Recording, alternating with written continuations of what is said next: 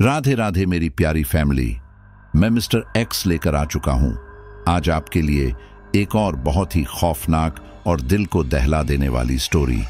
साथियों, आज की जो स्टोरी है वह एक जर्नलिस्ट के द्वारा मेरे साथ शेयर की गई है और उस जर्नलिस्ट ने अपनी आंखों के सामने यह सब कुछ होता हुआ देखा था। ये तो आप जानते हैं कि छठ का जो पर्व होता है वह बिहार के अंदर काफ़ी फेमस है और घर घर में छठ पूजा की जाती है। तो वह जर्नलिस्ट भी वहां पर है, छठ पूजा को कवर करने के लिए गए थे। लेकिन वहां पर उनके साथ कुछ ऐसा होता है कि वह छठ पूजा की कवरिंग को छोड़कर डर के साए में चले जाते हैं और अपनी जान बचाने की सोचते हैं। हालांकि आज तक उनकी वो स्टोरी तो पब्लिक नहीं हो पाई और वही स्टोरी उन्होंने मेरे साथ शेयर की है। तो चलिए जानते हैं, और जो भी साथी पहली बार आए हैं वह स्टोरी को पूरा जरूर सुने। उसके बाद मुझे बताएं कि स्टोरी कैसी लगी और लास्ट में चैनल को सब्सक्राइब करके हमारी फैमिली का हिस्सा जरूर बन जाना। चलिए शुरू करते हैं। कार्तिक शुक्ल की षष्ठी की शाम थी। बिहार के देवलपुर गांव, जो कि गंगा के किनारे बसा था, उस नदी के घाट पर काफी लोगों की चहल पहल थी। वह छठ पूजा का पहला दिन था। लोग सुबह से ही स्नान करने में लगे हुए थे। दोपहर तक सभी लोग अपने अपने घर जा चुके थे, लेकिन गांव के कुछ लड़के उस घाट पर रुके हुए थे और उन लड़कों के साथ था दिल्ली का एक पत्रकार पवन और कैमरामैन अंकित। दरअसल पवन को बिहार की छठ पूजा कवर करनी थी, क्योंकि छठ का पर्व बिहार में बड़ी धूमधाम से मनाया जाता है। इसलिए वह अपने दोस्त राकेश के गांव देवलपुर आया था और राकेश के घर ही रुका था। उनको यह रिपोर्ट पूरे 5 दिन में तैयार करनी थी और छठ का पर्व 4 दिन का होता है। वह छठ का पहला दिन था जब पवन ने लोगों के स्नान के समय की सारी रिपोर्ट तैयार की। आखिर स्नान कैसे किया जाता है, उसकी शुद्धता का क्या प्रमाण है, लोग किस तरह से दिन की शुरुआत करते हैं, सब कुछ। और अंकित इन सभी चीजों को अपने कैमरे में कैद कर रहा था। दोपहर तक लगभग सभी लोग अपने अपने घरों में लौट गए थे, क्योंकि उन्हें अन्य काम थे। लेकिन गांव के ही कुछ लड़के घाट पर पवन और अंकित के साथ बैठे थे। पवन आज पहले दिन की काफी तारीफ कर रहा था। धीरे धीरे शाम ढलने लगी और एक एक करके वे लड़के भी वहां से जाने लगे। अब घाट पर केवल राकेश, पवन और अंकित ही थे। राकेश ने कहा, चलो यार, अंधेरा हो रहा है, हमें भी घर चलना चाहिए, घर वाले इंतजार कर रहे होंगे। पवन ने कहा, अरे यार बैठना, घर पर जाकर क्या करना है, वो लोग पूजा की तैयारी वगैरह ही कर रहे होंगे, यहाँ कितना सुकून मिल रहा है, कुछ देर रुकते हैं ना, फिर चलते हैं। इतने में ही राकेश का फोन बजने लगता है और फोन घर से ही था। राकेश फोन को बिना उठाए ही कहता है, ये देख, घर से फोन आ गया, चल खाना वाना खाने के बाद थोड़ा टहलने आ जाएंगे। राकेश के कहने पर पवन और अंकित को उठना पड़ता है। पवन और राकेश आगे आगे चल रहे थे जबकि अंकित पीछे था। तभी अंकित को ऐसा एहसास हुआ जैसे नदी में से कोई बाहर निकाल कर आ रहा है। उसे किसी के पदचापों की आवाज आई। अंकित ने पीछे पलटकर देखा तो उसे पीली साड़ी में पानी से भीगी हुई एक औरत नजर आई। वह नदी के अंदर ही थी और उसके पैरों के टखनों तक पानी था, यानी कि यह साफ था कि वह नदी में से ही निकल कर आ रही है। अंकित उस औरत को देखकर हैरानी करता है, क्योंकि वे लोग काफी देर से वहां थे और उनके सामने कोई भी औरत पानी के अंदर नहीं गई थी, बल्कि घाट पर कोई था ही नहीं, बस वो 3 लड़के ही थे। अंकित मन ही मन सोचता है, ये औरत यहां कैसे आई, मेरे सामने तो पानी में कोई भी नहीं गया, ये इतनी रात को स्नान करने आई है, दोपहर तक तो सब चले गए थे। खैर, मुझे क्या, हो सकता है बेचारी किसी वजह से लेट हो गई हो। अंकित इतना सोचते हुए आगे बढ़ा, तभी उसके कानों में किसी बच्चे के रोने की आवाज आई। उसने पलट कर देखा, ना तो अब उसे वह औरत दिखाई दी और ना ही कोई बच्चा। अंकित यह देखकर हैरान रह गया। अंकित का दिल जोरों से धड़कने लगा। अंकित से रहा नहीं गया, क्योंकि उसने उस औरत को इधर उधर जाते हुए देखा ही नहीं था। अंकित की नजरें नदी के घाट पर उस औरत को ढूंढने लगी, लेकिन अंकित को वो औरत दोबारा दिखाई नहीं दी। वह वापस उस नदी के घाट पर गया, यह देखने के लिए कि हो सकता है वह औरत दोबारा नदी के अंदर चली गई हो। जैसे ही अंकित किनारे गया, नदी के किनारे जमीन पर बांस की एक बड़ी टोकरी और उसमें पूजा की सामग्री जैसे एक पीतल का लोटा, कुछ फल, कलावा, अक्षत सिंदूर, ठेकुआ, सब कुछ दिखाई दिया। वह कुछ समझ पाता या कुछ कहता, उससे पहले ही पवन ने अंकित को आवाज लगाई। अरे अंकित, वहां क्या करने गया है? चल आजा। पवन के आवाज लगाने पर अंकित ने भी पवन की ओर देखकर कहा, हाँ हाँ, अभी आता हूं। अंकित ने वापस जमीन पर देखा तो अब वह टोकरी भी गायब थी। यह सब कुछ देखने के बाद अंकित घबरा गया। उसे ऐसा लगा जैसे ये उसकी आंखों का धोखा है या यहां कोई भूत है। फिलहाल वह डर के वापस पवन और राकेश के पास चला गया। वे लोग राकेश के घर गए और सभी ने खाना खाया। खाना खाकर वे लोग आराम करने लगे।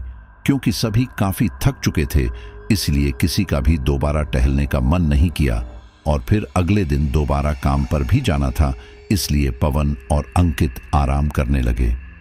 वे लोग राकेश के घर की बैठक में ही लेट गए थे। पवन तो लेटते ही गहरी नींद में चला गया था। अंकित की भी आंख लगी ही थी कि उसे बच्चे के रोने की आवाज आने लगी। यह आवाज बिल्कुल वैसे ही थी जैसे अंकित को उस समय घाट पर आ रही थी। बच्चे के रोने की आवाज सुनकर अंकित ने झट से अपनी आंखें खोली। एक पल के लिए उसे लगा जैसे वह नदी के घाट पर ही है। वही ठंडी ठंडी हवा चल रही थी, लेकिन उसने अपने आप को बिस्तर पर पाया। वह उठकर बैठा। उसके दाएं ओर खिड़की थी। अंकित की नजर खिड़की के बाहर गई। बाहर अच्छी खासी चौड़ी सड़क थी। अंकित सड़क को निहारता रहा। तभी उसे खिड़की के सामने से वही पानी से भीगी हुई पीली साड़ी पहने औरत गुजरती दिखी।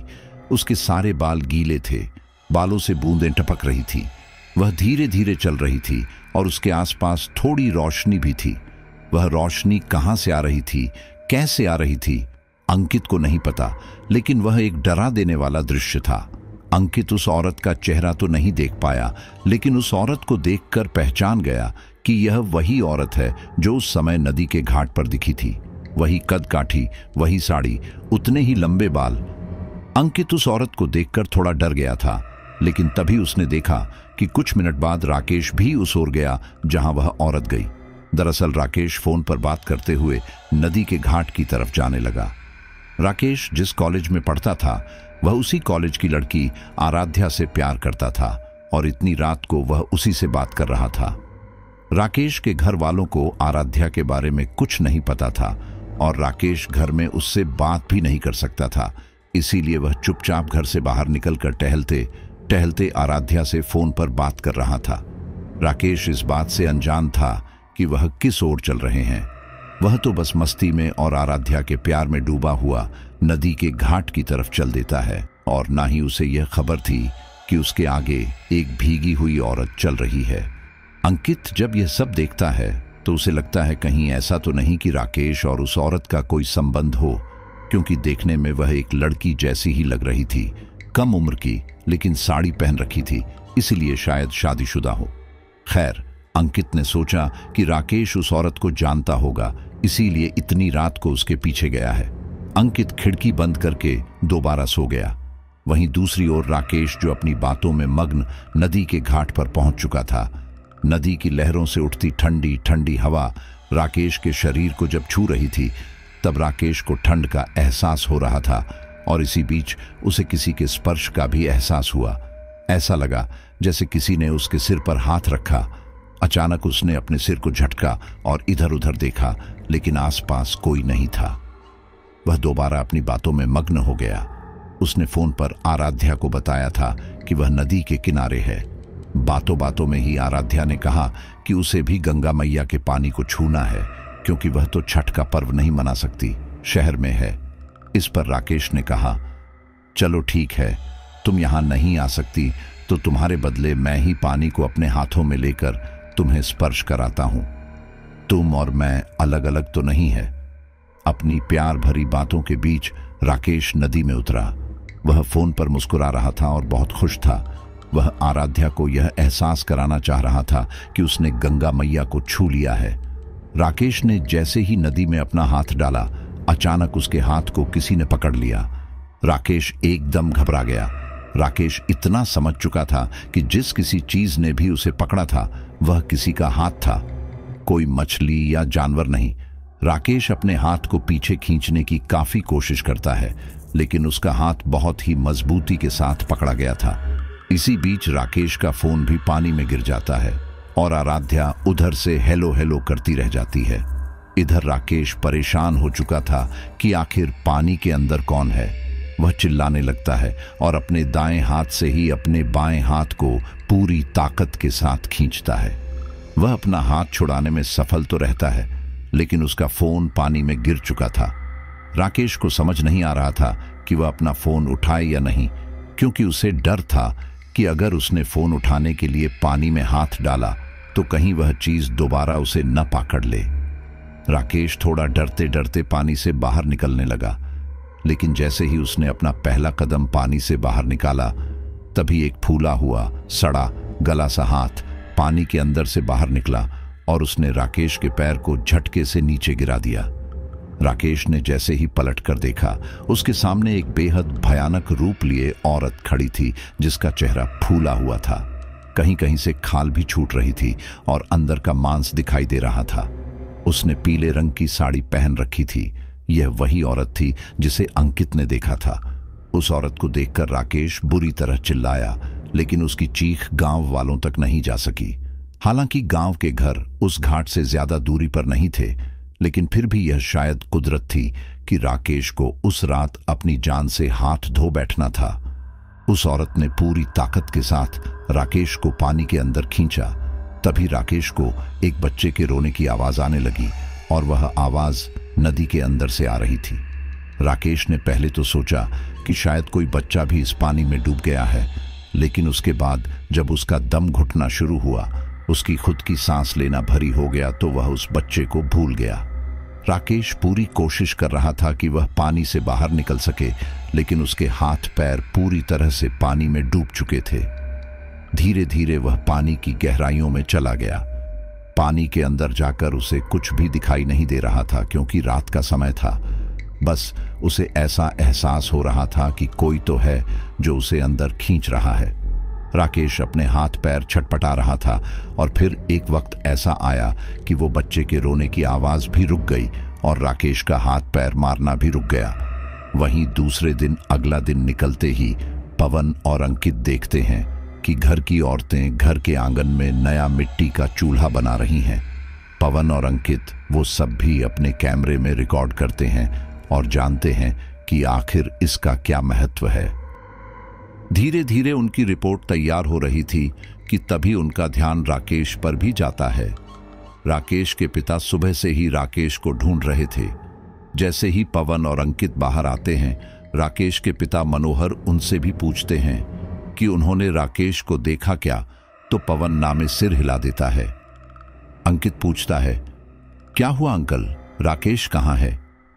मनोहर कहते हैं, पता नहीं, सुबह से ही दिखाई नहीं दे रहा, घर में किसी ने भी उसे नहीं देखा। तब अंकित को ध्यान आता है कि उसने रात राकेश को देखा था। वह तुरंत बोलता है, लेकिन अंकल, रात लगभग 2-2:30 बजे के करीब मैंने उसे बाहर सड़क पर देखा था। यह सुनकर मनोहर के चेहरे का रंग थोड़ा फीका हो जाता है।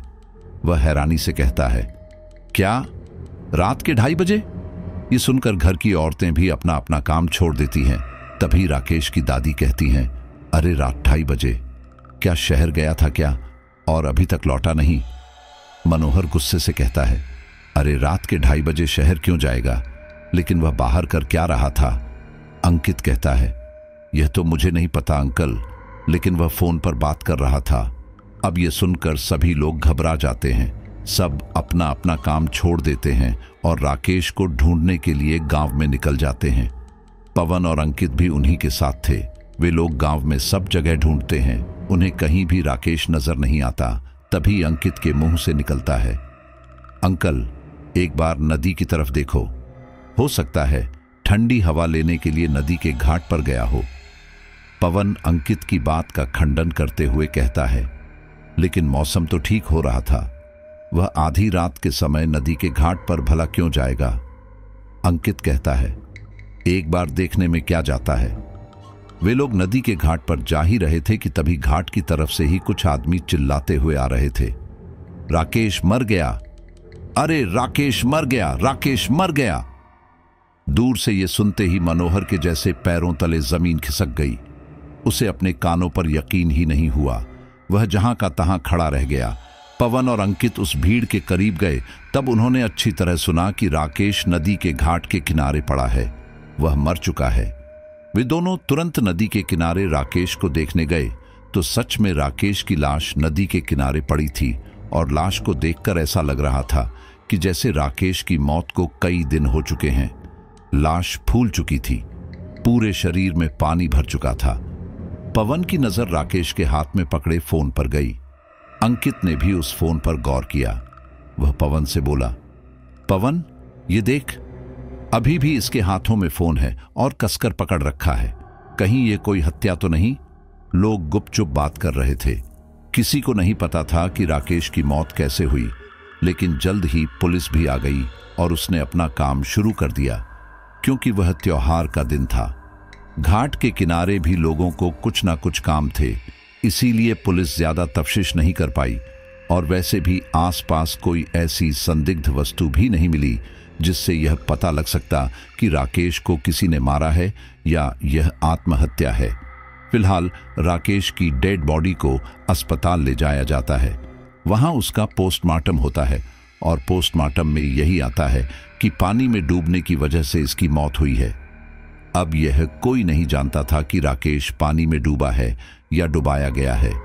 फिलहाल गांव में एक मौत होने के कारण छठ का पर्व थोड़ा फीका हो गया था। जो खुशी सबके अंदर झलकनी चाहिए थी वह एकदम रुक सी गई थी। सब लोग बतौर फॉर्मेलिटी ही त्योहार मना रहे थे। पवन और अंकित ने भी राकेश की 13वीं तक इसी गांव में रुकने का फैसला किया। वे लोग यह जान चुके थे कि वह जो रिपोर्ट बनाने यहां आए थे अब वो वैसी नहीं बन पाएगी जैसी उन्हें सोची थी, लेकिन फिर भी यहां आए थे तो काम तो करना ही था। इसलिए जो थोड़ा बहुत कंटेंट मिला वे इकट्ठा करते चले गए। जिस दिन राकेश की मौत हुई थी पवन और अंकित अपने काम से पूरी तरह से दूर थे। रात हो चुकी थी। पूरे गांव में सन्नाटा छा गया था। लोग अपने अपने घरों में अभी भी राकेश की ही बात कर रहे थे कि आखिर वह पानी में कैसे डूबा होगा। इधर गांव के 2 शैतान बच्चे जिनकी उम्र लगभग 10 से 12 साल थी, वे लोग घर में बिना बताए उस नदी के घाट पर पहुंच गए।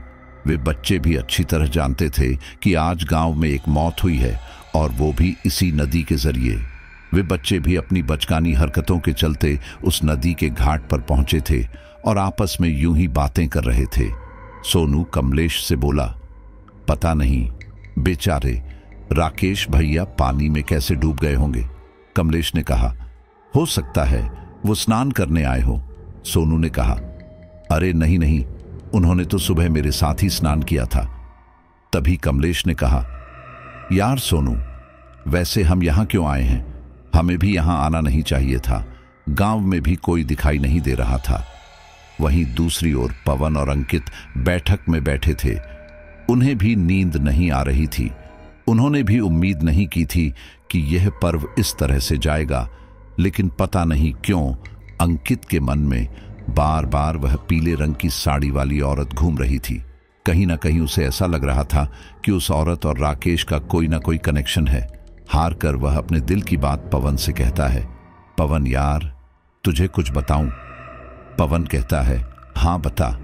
अंकित कहता है, यार रात जब मैंने राकेश को जाते हुए देखा था तब उससे कुछ मिनट पहले ही मैंने एक औरत को भी देखा था। वह भीगी थी, पीले रंग की साड़ी पहन रखी थी और पता है उस औरत को मैंने नदी के घाट पर भी देखा था। पवन हैरानी से पूछता है, क्या नदी के घाट पर? अंकित कहता है, हाँ, जब हम लोग वापस लौट रहे थे तब मुझे ऐसा लगा जैसे पानी से कोई निकल कर आ रहा है। तुम लोग तो आगे निकल गए थे, लेकिन जैसे मैंने पीछे पलट कर देखा मुझे वह औरत नजर आई। मैं उसका चेहरा तो देख नहीं पाया क्योंकि उसके बाल खुले थे, लेकिन वह पूरी तरह पानी में भीगी हुई थी। वह नदी से ही निकल कर आ रही थी और उस औरत को मैंने पूरी तरह से दोबारा भीगे हुए रात 2:30 बजे देखा। अब मेरी समझ में यह नहीं आ रहा कि वह औरत तब से गीली ही थी या वह दोबारा स्नान कर कर आई थी। और जैसे ही वह औरत खिड़की के सामने से गुजरी, कुछ देर के बाद राकेश भी उसके पीछे पीछे गया। कहीं ऐसा तो नहीं कि राकेश और उस औरत का कोई चक्कर? पवन कहता है, अरे नहीं नहीं, तू कैसी बातें कर रहा है? राकेश, किसी औरत से।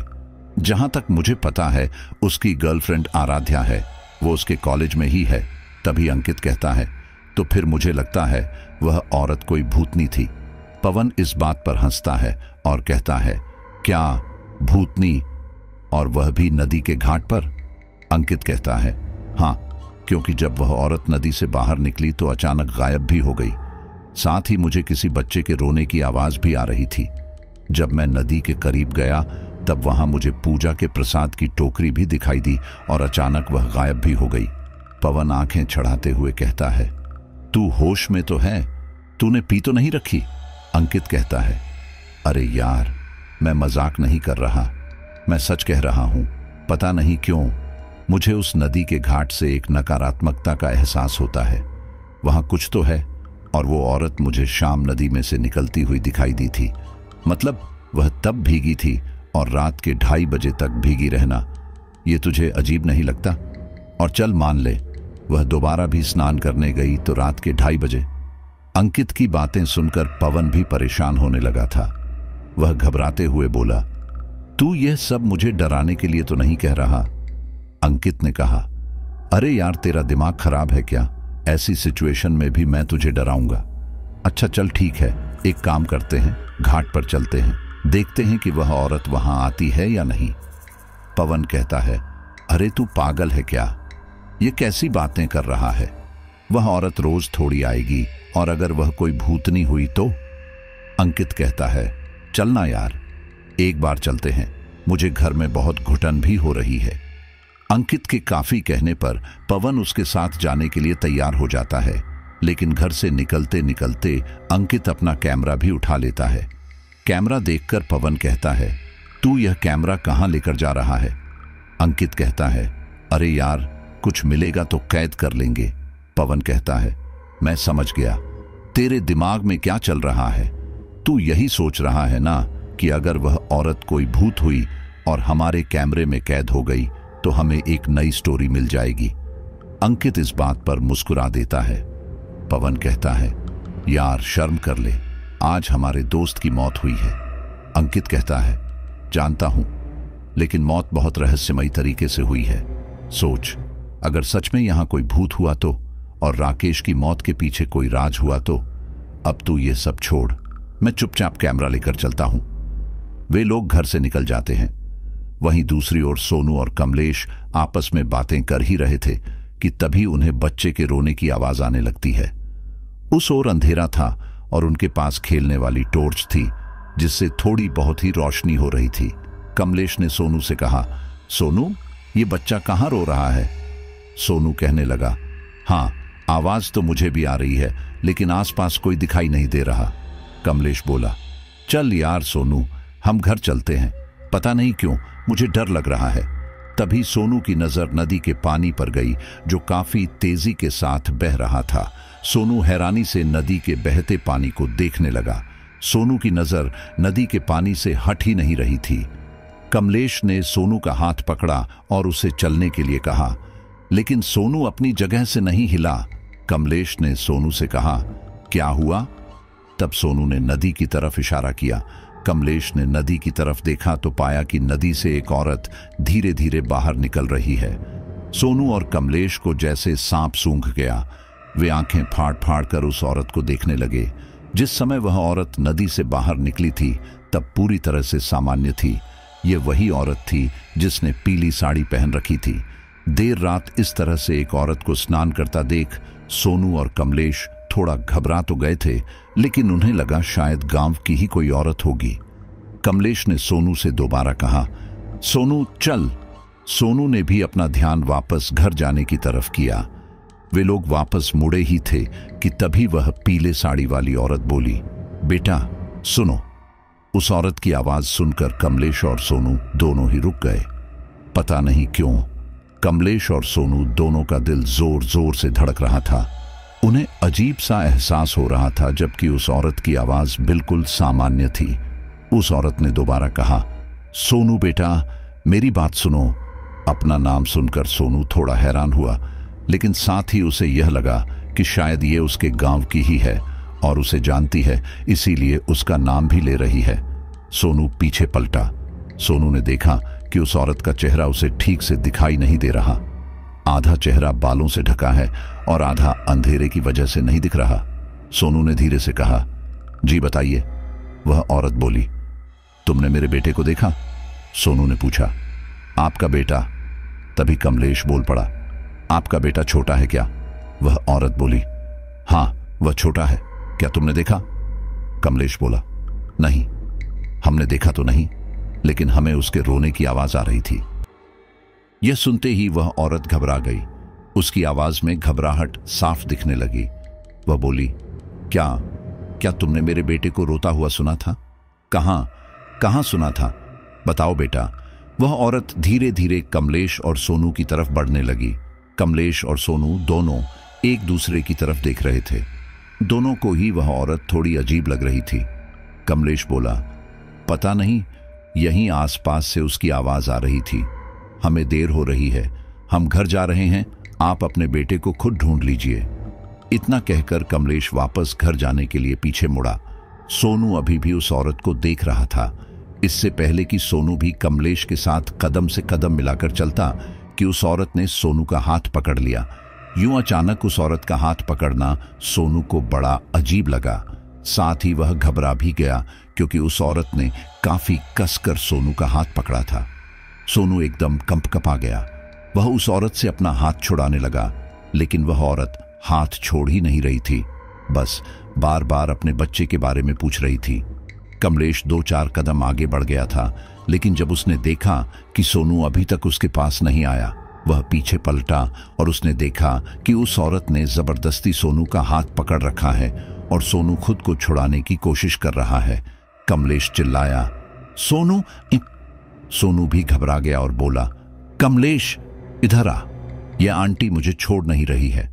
कमलेश वापस सोनू के पास गया। उसने कहा, आंटी हमें जाने दो, हमारी अम्मा हमें मारेगी, हमें जाने दो। वह औरत कुछ नहीं बोली, बस कसकर सोनू का हाथ पकड़े रखा। अब कमलेश और सोनू इतना समझ गए थे कि यह कोई सामान्य औरत नहीं है। दोनों ही घबराने लगे थे। दोनों की आंखों में आंसू थे। वे बच्चे बेबस थे। तभी हवा का एक तेज झोंका आया, जिस वजह से उस औरत के बाल सामने से हट गए और हल्की रोशनी में उस औरत का चेहरा दिखा। उस चेहरे को देखकर कमलेश और सोनू हैरान रह गए, क्योंकि यह उनके गांव की एक औरत हेमा थी। वही हेमा जो पिछले साल छठ पूजा में इस नदी में डूबकर मर गई थी। यह बात गांव के सभी लोग जानते थे कि हेमा की मौत हो चुकी है, लेकिन आज इस तरह से अपने सामने एक मरी हुई औरत को जिंदा पाकर सोनू और कमलेश की पैंट गीली हो गई। वे दोनों बुरी तरह घबरा गए, क्योंकि दोनों समझ चुके थे कि यह हेमा नहीं, हेमा की आत्मा है। वे दोनों चिल्लाने लगे, बचाओ, छोड़ो, छोड़ो, हमें छोड़ो। लेकिन हेमा सोनू का हाथ नहीं छोड़ती और गुस्से से कहती है, बता मेरा बेटा कहां है? मुझे मेरा बेटा चाहिए। कमलेश, जो अब तक थोड़ी बहुत हिम्मत से काम ले रहा था, अब उसकी हिम्मत भी जवाब दे चुकी थी। वह खड़े खड़े जमीन पर गिर गया और अपने हाथ पैर मारने लगा, जबकि सोनू खुद को छुड़ाने की अभी भी पूरी कोशिश कर रहा था। ऐसा लग रहा था जैसे वे कोई बुरा सपना देख रहे हैं। हेमा सोनू को खींचते हुए नदी के अंदर ले जाने लगी। कमलेश को समझ नहीं आ रहा था कि वह क्या करे। वह बस चिल्लाए ही जा रहा था और शायद उसकी आवाज गांव तक नहीं पहुंच रही थी। हेमा गुस्से में बोली, अगर तुम लोग मेरा बेटा नहीं दोगे तो मैं तुम्हें ले जाऊंगी। मैं किसी को नहीं छोड़ूंगी। मुझे मेरा बेटा चाहिए, मुझे मेरा बच्चा दो। कमलेश के कानों में केवल हेमा के शब्द ही गूंज रहे थे। न उसे सोनू के चिल्लाने की आवाज आ रही थी, न खुद की चिल्लाने की आवाज।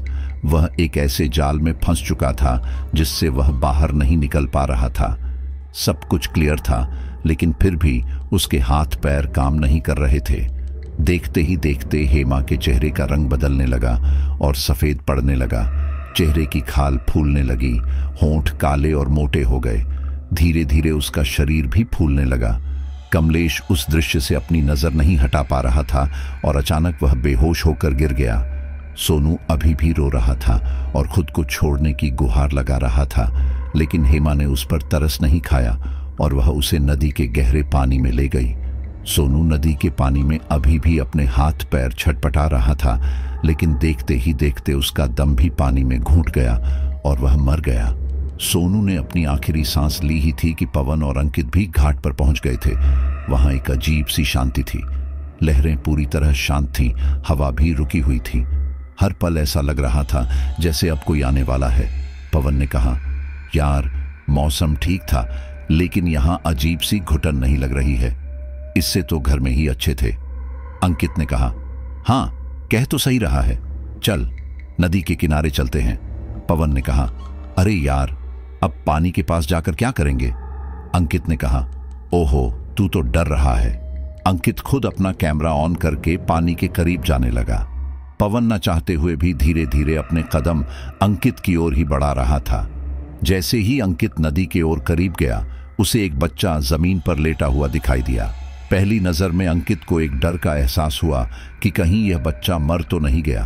अंकित तेजी के साथ उस बच्चे के पास भागा। अंकित को भागता देख पवन को भी समझ नहीं आया कि अंकित को क्या हुआ, लेकिन वह भी तुरंत अंकित के पीछे भागा। जब पवन की नजर भी एक बच्चे पर पड़ी तो वह भी घबरा गया। अंकित ने उस बच्चे को उठाने की कोशिश की, वह नहीं उठा। अंकित ने उसके हाथ की नब्ज चेक की जो चल रही थी। अंकित ने जल्दी से उस बच्चे को उठाया और वे लोग उसे राकेश के घर ले आए। राकेश के घर वाले भी जाग रहे थे। जब उन्होंने अपने गांव के लड़के कमलेश को बेहोशी की हालत में देखा तो वो भी घबरा गए। जल्दी से डॉक्टर आए और उन्होंने कमलेश का इलाज किया। वह होश में तो आ गया, लेकिन गहरे सदमे में चला गया। वह कुछ बोल ही नहीं पा रहा था। डॉक्टर ने उससे जानने की कोशिश की कि आखिर उसे क्या हुआ, लेकिन उसके मुंह से कुछ नहीं निकला। इतने में ही गांव के कुछ घरों में यह खबर फैल गई कि कमलेश नदी के पास बेहोश मिला था।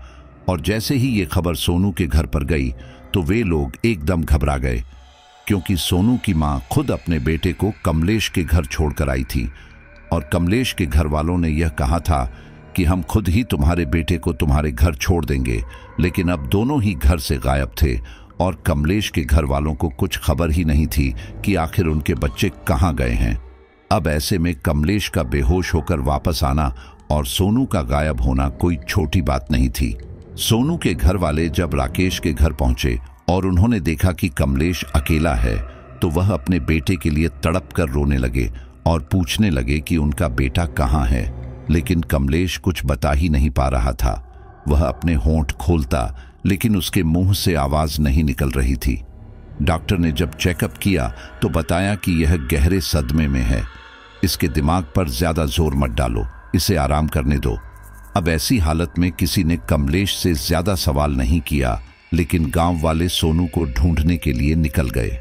अंकित और पवन ने सोनू के घर वालों को बताया था कि कमलेश उन्हें नदी के घाट पर मिला था, इसलिए वे लोग भी घाट पर पहुंचे। उन्होंने आसपास सोनू को काफी आवाज लगाई और कुछ लोग नदी में भी उतरे। आधे घंटे के बाद उन्हें सोनू की लाश मिली। सोनू की लाश मिलते ही पूरे गांव में जैसे कोहराम मच गया। रात में भी दिन निकल आया था। सभी लोग घाट पर इकट्ठा हो गए। सुबह होने तक पुलिस भी गांव में आ गई थी। छठ के शुरू होते ही लगातार 2 रातों को मौत का यह सिलसिला अब पुलिस को भी रहस्यमयी लगने लगा। वहीं दूसरी ओर सुबह तक कमलेश की हालत में भी सुधार था। पुलिस ने उससे पूछताछ की तो कमलेश ने रात की पूरी कहानी पुलिस और गांव वालों को सुनाई, जिसे सुनकर किसी को भी अपने कानों पर यकीन नहीं हुआ कि यह काम हेमा का है।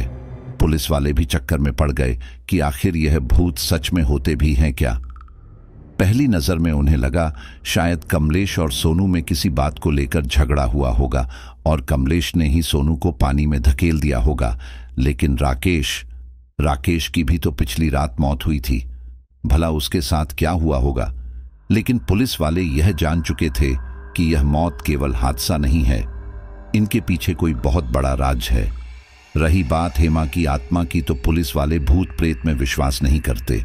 वे लोग अपने तरीके से तफ्तीश करने लगते हैं, लेकिन पूरे गांव में यह बात फैल चुकी थी कि हेमा वापस लौट आई है और अपने बच्चों को ढूंढ रही है।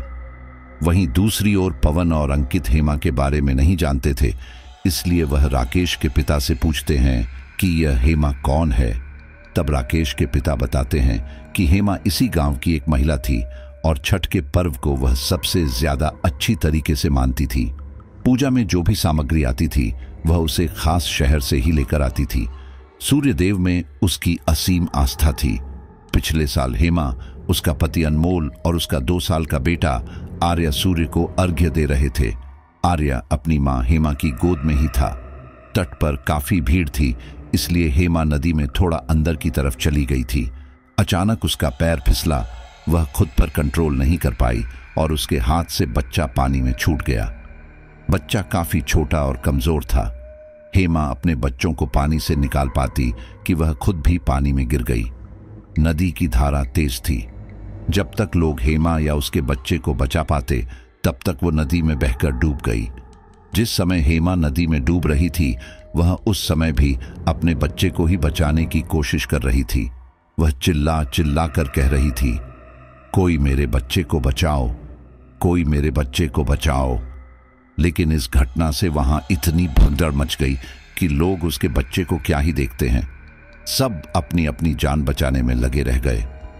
हेमा और आर्या की लाश को पुलिस वालों की मदद से ढूंढा गया, लेकिन लाश नहीं मिली। अब हम लोग तो गरीब हैं, हमारी ऊपर तक सुनी कहां जाती है। पुलिस ने 3-4 दिन लाशों की खोज की। हत्थे न आने पर यह कहकर बात को खत्म कर दिया कि लाश बहुत दूर चली गई होगी, कहां तक जांच की जाएगी। पुलिस वालों ने कहा कि वह आसपास के गांव के पुलिस थानों में इत्तिला दे देंगे कि अगर उनके आसपास किसी तट पर कोई लाश मिले तो यहां की पुलिस को इन्फॉर्म कर दे। लेकिन बेटा देखते ही देखते 1 साल हो गया। अनमोल बेचारा वापस काम से शहर चला गया और इस बार तो वह छठ मनाने यहां आया भी नहीं। क्या करता आकर भी, पूरा परिवार तो खत्म हो गया। हेमा और आर्या की कहानी सुनकर पवन और अंकित की आंखें भी नम हो गई थीं। कमलेश की बात को सुनकर कोई इस बात को झुठला नहीं सकता था कि हेमा की आत्मा उस नदी के घाट पर भटक रही है। छठ की पूजा शुरू होते ही 2 दिन में 2 मौतें हो गईं। अंकित कहता है, तो इन घटनाओं को रोकना होगा। वैसे भी आज 3रा दिन है। राकेश बता रहा था कि आज शाम संध्या के समय सूर्य को अर्घ्य दिया जाता है। शाम के समय सभी लोग घाट पर जाएंगे। ऐसे में अगर आज दोबारा किसी की मृत्यु हो गई तो। राकेश के पिता मनोहर कहते हैं, हाँ तुम्हारी बात सही है, चलो हमें पंडित जी से पूछना चाहिए कि क्या इसका कोई हल हो सकता है। मनोहर पवन और अंकित के साथ गांव के मंदिर में पंडित जी से मिलने जाते हैं। जब वे वहां पहुंचते हैं तो पाते हैं कि गांव के कुछ अन्य लोग भी पंडित जी के पास इकट्ठा है और सभी हेमा और उसकी बेटे के बारे में बात कर रहे हैं। पूरे गांव वालों की यही समस्या थी कि हेमा की आत्मा भटक रही है और अपने बच्चे के बदले वह किसी न किसी को लेकर जा रही है। सभी लोग इस मुसीबत से छुटकारा पाने के लिए ही पंडित जी के पास गए थे। सभी की समस्या सुनने के बाद पंडित जी ने कहा, मैं तुम लोगों की भावनाओं को समझता हूं और कहीं ना कहीं हम गांव वालों को खतरा भी है। हमारा यह छठ का पर्व साल में 1 बार आता है, हम इसे बदनाम नहीं होने दे सकते। कोई भटकती आत्मा इस तरह से हमारे पर्व को खराब नहीं कर सकती। हम जानते हैं कि हेमा और उसके बेटे के साथ काफी गलत हुआ है और इसमें काफी हद तक प्रशासन की गलती भी रही है। अगर वह उन दोनों की लाश को ढूंढ लेते तो शायद उनकी आत्मा नहीं भटकती। हम उनका अंतिम संस्कार कर देते, लेकिन अफसोस हेमा मरने के बाद भी तड़प रही है। आप लोग मुझे थोड़ा समय दीजिए, मैं विद्या शास्त्रों में इस आत्मा की मुक्ति का कुछ निवारण ढूंढता हूं। सभी लोग पंडित जी पर भरोसा करके अपने अपने घर चले जाते हैं। जब पवन और अंकित राकेश के घर लौट रहे थे तब उन्हें रास्ते में उनके ऑफिस का ही एक लड़का राहुल मिल जाता है। इस तरह अचानक राहुल को देवलपुर में देखकर पवन और अंकित थोड़ा हैरान रह जाते हैं। राहुल ने भी पवन और अंकित को देख लिया था। उसने दूर से ही आवाज लगाई, अरे पवन सर। पवन और अंकित पहले ही रुक चुके थे। पवन ने राहुल से पूछा, तुम हमारे ऑफिस के ही हो ना, अभी नए नए आए हो? राहुल ने कहा, हाँ भैया, मैं अभी 1 हफ्ते पहले ही ज्वाइन किया हूं। वो मुझे सर ने आपके पास भेजा था और कहा था कि मैं आपके साथ छठ पूजा की स्टोरी कवर करूं। आप समझ नहीं सकते कि मैं यहां आकर कितना परेशान हुआ हूं। यहां आते ही स्टेशन पर किसी ने मेरा फोन और बैग दोनों चोरी कर लिए। बस मैं इस देवलपुर गांव का नाम जानता था। बड़ी मुश्किलों से मैं आप तक पहुंचा हूं। पवन कहता है, अच्छा, तुमने पुलिस को इत्तला दी? राहुल ने कहा, हाँ भैया, वो तो मैंने स्टेशन मास्टर से ही कह दिया था। मैं कहां तक पुलिस स्टेशन में रुकता, इसलिए मैं देवलपुर का पता पूछकर यहां तक आ गया। और कैसे चल रही है आपकी स्टोरी? अब तक तो काफी काम हो चुका होगा। सुना है आज छठ पूजा का तीसरा दिन है। आज शाम को घाट पर काफी भीड़ रहेगी। पवन कहता है, काम का यार मत पूछ। दरअसल गांव के हालात ठीक नहीं हैं। यहां 2 दिन से लगातार रहस्यमयी तरीके से 2 मौतें हो चुकी हैं। लोगों का कहना है कि उन मौतों के पीछे भूत प्रेत का हाथ है। राहुल इस बात पर मजाक बनाते हुए कहता है, क्या पवन भैया, आप लोग गांव वालों की बातों पर यकीन कर रहे हो? अरे, इनके पास हमेशा कुछ न कुछ कहानियां रहती ही हैं। अंकित कहता है, नहीं, कहानी नहीं। अंकित आगे कुछ बोलने वाला था कि उससे पहले ही मनोहर जी ने पवन और अंकित को आवाज लगाई, अरे बेटा चलो, घर चलो, खाना खा लेना, तुम लोग भी परेशान ही घूम रहे हो। पवन राहुल को लेकर राकेश के घर चला गया। राहुल को यह जानकर और ज्यादा हैरानी हुई कि जिसकी मौत हुई थी वह पवन का दोस्त ही था। गांव में सभी लोग अपने अपने काम में लगे थे। दोपहर में जिसके व्रत थे, उन्होंने अपने व्रत के सारे काम किए। कुछ ही देर में सभी लोग शाम की तैयारी करने लगे। सभी ने अपनी पूजा की थाल और बांस की टोकरी को प्रसाद और फूलों से सजाया। सभी ने नए कपड़े पहने और घाट पर जाने के लिए तैयार हो गए। राकेश के पिता मनोहर जी यह जानते थे कि पवन यहाँ पर अपने काम से आया है, लेकिन राकेश की मौत की वजह से वह कुछ भी काम नहीं कर पा रहा है। इसलिए उन्होंने पवन से कहा, बेटा, तुम जिस काम से आए हो वह काम करो। किसी की मौत से किसी का काम नहीं रुकता। अब ये पर्व अगले साल ही देखने को मिलेगा और तब तक क्या पता क्या हो। मेरे साथ घाट पर चलो, मैं तुम्हें सब कुछ बताता हूं।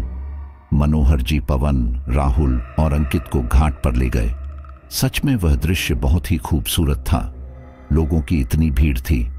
इससे पहले कि छठ पूजा की प्रक्रिया शुरू होती, पंडित जी ने सभी गांव वालों को एक जगह इकट्ठा किया और कहा, गांव वालों, आप सभी जानते हो कि हमारे गांव में पिछली 2 रातों में 2 मौतें हुई हैं और जहां तक हमने समझा है कि इन मौतों के पीछे हेमा का हाथ है। हेमा की आत्मा भटक रही है। उसकी आत्मा को शांत करने के लिए हमें उसका अंतिम संस्कार करना होगा, लेकिन अंतिम संस्कार करने के लिए हमारे पास उसकी लाश नहीं है। इसलिए हमने अनमोल को बुलाया है ताकि वह उनका तर्पण कर सके। तर्पण करने के बाद ही हेमा और आर्या की आत्मा से छुटकारा मिलेगा। लेकिन मैं आप सभी को बता दूं, आज शाम सूरज ढलते ही इस घाट पर कोई मत आना। सभी लोग अपने अपने दीपक नदी में बहाकर जल्दी अपने घर चले जाना। यही हमारे लिए बेहतर है। सभी लोग पंडित जी की बात मानते हैं और अपनी पूजा प्रक्रिया में लग जाते हैं। सभी के मुंह से मंत्रों का जाप निकल रहा था। पवन एंकरिंग करते हुए काफी थक चुका था। मनोहर जी भी छठ पूजा के बारे में काफी कुछ बता रहे थे। बीच बीच में पवन अन्य लोगों से भी छठ पूजा के पर्व के बारे में जान रहा था। सूरज ढलते ही सभी लोग एक साथ सूर्य को जल चढ़ाते हैं। जल चढ़ाते ही सभी लोग तेजी से अपने घर की तरफ जाना शुरू करते हैं। इतने सालों में यह पहली बार था कि लोग दीपक नदी में प्रवाहित करने के बाद भी वहां पर रुक नहीं रहे थे, जबकि हमेशा वे लोग काफी रात तक नदी के नजारे को देखते रहते थे। सभी लोग वापस घर आ चुके थे। वहीं दूसरी ओर घर के आंगन में राकेश की बहन मनोरमा आंगन में लगे तार से कपड़ों को उतार रही थी। जब वह कपड़े उतार रही थी तो थोड़ा उचक रही थी, जिस वजह से साड़ी में उसकी कमर दिखाई दे रही थी और राहुल बालकनी से खड़ा मनोरमा को बड़ी ही गंदी नजरों से घूर रहा था। पवन और अंकित ने उसे ऐसा करते हुए देखा और उसे अंदर बुलाने के लिए आवाज लगाई, लेकिन राहुल अंदर नहीं आया। अगले ही पल राहुल ने अंकित का कैमरा उठाया और मनोरमा की वीडियो बनाने लगा। यह देखते ही अंकित गुस्से में बोला, ओ हेलो, ये क्या कर रहा है तू? राहुल ने कहा, क्या? बस छोटी सी क्लिप ले रहा हूं। अंकित गुस्से में बोला, तेरा दिमाग तो ठीक है? तुझे पता है वह कौन है? वह हमारे दोस्त की बहन है, राहुल ने कहा। हाँ, तो दोस्त कौन सा जिंदा है? देखो तो कितनी पतली और लचकी हुई कमर है। यार प्लीज, अब मैं भी आपका दोस्त हूं। दोस्ती यारी में इतना तो चलता ही है। तभी पवन गुस्से में आया और उसने राहुल के एक जोरदार तमाचा मार दिया। राहुल एकदम कंपकपा गया और गुस्से में बोला, यह क्या किया? पवन ने आंखें दिखाते हुए कहा, जो किया सही किया। तुम्हें हमारे साथ काम सीखना है तो काम सीखो। अगर यह सब बदतमीजी करनी है तो तुम वापस जा सकते हो। राहुल गुस्से में बड़बड़ाने लगा और जैसे ही उसकी नजर नीचे गई तो उसने देखा कि मनोरमा भी उन्हीं को देख रही है। राहुल को बहुत ही शर्मिंदगी महसूस हुई। उसे ऐसा लगा जैसे पवन ने उसकी बहुत ज्यादा बेइज्जती कर दी है। वह गुस्से में पवन को धक्का देता है और घर से बाहर निकल जाता है। अंकित राहुल को रोकता भी है, लेकिन राहुल किसी की नहीं सुनता। अंकित पवन को समझाता है, अरे यार, इतना गुस्सा करने की क्या जरूरत थी? तू बातों से समझा देता। पवन कहता है, तूने उसकी हरकत नहीं देखी क्या? ऐसे कौन करता है? यहां इतना सब कुछ हो रहा है और उसे इन सब की पड़ी है। अंकित कहता है, चल तू शांत हो जा, मैं उसे बुला कर लाता हूं। पवन कहता है, कोई जरूरत नहीं है, यहां आएगा फिर बदतमीजी करेगा। गुस्से में गया है, थोड़ी देर में आ जाएगा। कल की बात है, परसों हम वापस दिल्ली निकल जाएंगे। 13वीं तक रुक कर यह कोई कांड ना कर दे। वहीं दूसरी ओर राहुल इतना गुस्से में था कि वह चलते चलते नदी के घाट पर पहुंच चुका था। जब वह पहुंचा तो उसकी नजर नदी में बहते दीपकों पर पड़ी, जो सच में मन को शांति देने वाला दृश्य था। एक पल के लिए राहुल का मन भी गदगद हो गया। वह अपने गुस्से को भूल गया, लेकिन अगले ही पल उसने देखा कि एक एक करके नदी के सारे दीपक अपने आप बुझ रहे हैं। उसे यह काफी अजीब लगा। वह नदी के करीब गया तो उसने पाया कि दीपक न केवल बुझ रहे हैं, बल्कि नदी के अंदर डूब भी रहे हैं। उसे काफी अजीब लगा। वह मन ही मन बोला, ये क्या? इतनी देर से तो यह दीपक बह रहे थे और अब डूबने लगे। ऐसा क्या है पानी में? राहुल पानी में जा ही रहा था कि तभी उसके कानों में बच्चों के रोने की आवाज आने लगी। वह अपने आसपास देखने लगा। उसे कहीं कोई नजर नहीं आया। इतने में ही उसे दूर से एक औरत नदी के घाट की ओर आती हुई नजर आई। यह वही औरत थी, हेमा। वह जिस चाल से चल रही थी, उस चाल को देखकर राहुल उस पर लट्टू होने लगा। जैसे जैसे हेमा राहुल के करीब आई तो राहुल ने देखा कि वो औरत पूरी तरह से भीगी हुई है। भीगी होने पर हेमा का शरीर के अंग साफ चमक रहे थे। राहुल की नीयत वैसे भी गंदी थी। वह हेमा को देखकर मुस्कुराने लगा। हेमा का आधा चेहरा बालों से ढका हुआ था। हेमा ने राहुल को देखते ही अपने बालों को पीछे किया और उसके चेहरे की चमक राहुल के चेहरे पर पड़ी।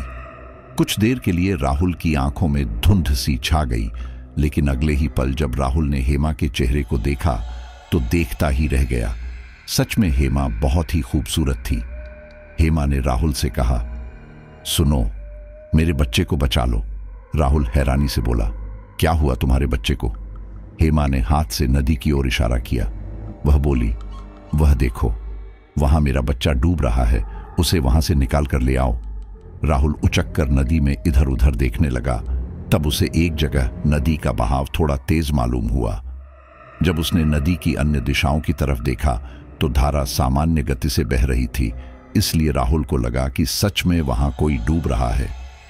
वह नदी में उतर ही था कि तभी उसे ध्यान आया कि यह औरत पीछे से कहां से आ रही है और इसे कैसे पता चला कि इसका बच्चा डूब रहा है। अगर डूब रहा था तो ये इतने आराम से क्यों बता रही है? ये तो मां है, इसके मन में तो खौफ होना चाहिए। इन सारे प्रश्नों के साथ राहुल एक बार पीछे पलट कर देखता है तो पाता है कि वहां पर कोई भी औरत नहीं है। वह घबरा जाता है। राहुल, जिसने पंडित जी की बात को बिल्कुल भी सीरियस नहीं लिया था, उसे अब पंडित जी की बातें बिल्कुल सही मालूम होती हैं। अचानक राहुल के पैरों में गुदगुदी महसूस होती है। राहुल एकदम अपना पैर झटकता है और जल्दी से पानी से बाहर निकालने की कोशिश करता है, लेकिन मुंह के बल गिर जाता है। जैसे ही राहुल खुद को संभालता है और खड़े होने की कोशिश करता है, अपने सामने हेमा की आत्मा को पाता है। वही लड़की जो अब तक खूबसूरत लग रही थी, अब उसने एक भयानक रूप ले लिया था। फूला हुआ शरीर, बदबूदार हवा, तेज सांसें और बच्चे के रोने की आवाज, इन सब से राहुल घबरा गया था। हेमा गुस्से में बोली, मेरे बच्चे को क्यों नहीं बचाया? अब मैं किसी को नहीं छोड़ूंगी। हेमा ने इतना ही कहा था कि एक अदृश्य शक्ति राहुल को पानी में अंदर की तरफ खींचती चली गई। राहुल चिल्लाना चाह रहा था और इसीलिए उसने अपना मुंह खोला, लेकिन नदी का सारा पानी उसके मुंह में चला गया। धीरे धीरे उसका शरीर भी फूलता चला गया और भारी होता गया। कुछ ही देर में उसकी लाश पानी के ऊपर तैरने लगी। बीच रात्रि में नदी की लहरों ने राहुल की लाश को तट के किनारे लगा दिया। उधर रात के 11 बज चुके थे। अंकित ने पवन से कहा, यार पवन, यह राहुल अभी तक नहीं आया है, कहाँ चला गया? पवन घड़ी में समय देखता है और कहता है, चल उसे चलकर ढूंढते हैं। पवन और अंकित राहुल को गांव में ढूंढने के लिए निकल जाते हैं। चारों तरफ सन्नाटा था। राहुल का कुछ भी पता नहीं था। अंकित कहता है, यार कहीं वह नदी के घाट पर तो नहीं चला गया? पवन कहता है, नहीं, वहां तो नहीं गया होगा, उसे पता है उधर खतरा है। अंकित ने कहा, हाँ, लेकिन वह इन सब बातों में विश्वास नहीं करता। चल एक बार दिल की तसल्ली के लिए वहां भी चलकर देखते हैं। पवन और अंकित जब नदी के घाट पर पहुंचते हैं तो वहां उन्हें राहुल की लाश दिखती है और वहां आसपास बहुत सारे टूटे हुए दीपक पड़े थे। नदी का पानी बिल्कुल स्याह काला दिखाई दे रहा था। अंकित और पवन राहुल की लाश को देखकर बुरी तरह डर जाते हैं। कुछ देर के लिए दोनों के दिमाग में काम करना बंद कर दिया था, लेकिन रात हो रही थी। उन लोगों का उस घाट पर रुकना सही नहीं था, इसलिए वे लोग बिना रुके वापस राकेश के घर आते हैं और राकेश के पिता को राहुल के बारे में बताते हैं।